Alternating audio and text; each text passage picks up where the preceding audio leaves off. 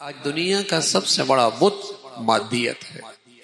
آج دنیا کا سب سے بڑا معبود جس کی دنیا میں سب سے زیادہ پوجا ہوتی ہے اور جس کی پیروی اور جس سے امید اور جس سے خوف ایسے رکھا جاتا ہے جیسے اللہ سے رکھا جاتا ہے، یہ دنیا کا سب سے بڑا بت ہے مادیت، جس سے ایسے ڈرتے ہیں، اس ایسی امید رکھتے ہیں، اس سے ایسی عزت کی امید رکھتے ہیں، ایسا خوف رکھتے ہیں، ایسی زندگی کی امید رکھتے ہیں، ایسی موت کی امید رکھتے ہیں جیسے اللہ سے رکھنی چاہیے تھی۔ حالانکہ مسلمان مادیت کو استعمال کرتا ہے اللہ کا حکم سمجھ کے۔ یقین کیا ہے؟ صحت اس میں نہیں، بیماری اس میں نہیں، زندگی اس میں نہیں، موت اس میں نہیں، عزت اس میں نہیں، ذلت اس میں نہیں، رزق اس کے چاہنے سے نہیں ملے گا، رزق تو اللہ کی چاہنے سے ملے گا۔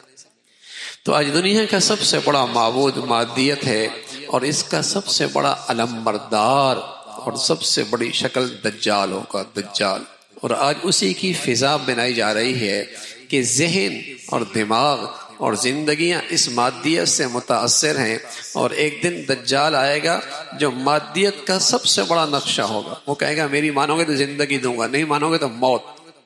بارش برسا دے گا، بارش برسا دے گا، سبزہ اگا دے گا۔ مادیت کا وہ اتنا اعلیٰ نقشہ ہوگا، اور جو اس وقت بھی اللہ کو مانتے ہوں گے اس کے فتنے سے محفوظ رہیں گے۔ اس لیے رسول اللہ صلی اللہ علیہ وسلم نے اپنی امت کو دجال کے فتنے سے پناہ مانگنے کی تلقین فرمائی ہے۔ خطرناک فتنہ ہے، اور میں عرض کر رہا ہوں اس کی آج شکلیں موجود ہیں۔ آج بھی لوگ دنیا کی اس مادیت پر بہے جا رہے ہیں، انہیں معبود کا درجہ دے رکھا، ان کا سے ڈر، ان کا خوف اس مادیت کا، اس سے امید ایسی جیسے اللہ سے باندھنی چاہیے تھی، جیسے اللہ سے باندھنی چاہیے تھی امید اور خوف۔ آج مادیت سے انسان ایسا ڈرتا ہے اور امید رکھتا ہے۔ تو اللہ کے نبی صلی اللہ علیہ وسلم نے دجال سے اس لیے پناہ مانگی۔ بڑے بڑے دیندار اور بڑے بڑے جسے کہیں کہ دینداری کی شکلیں اس مادیت کے سامنے سب بہہ جائیں گے۔ اس لیے اللہ کے نبی صلی اللہ علیہ وسلم نے امت کو یہ دعا سکھائی ہے کہ دجال سے پناہ مانگا کرو۔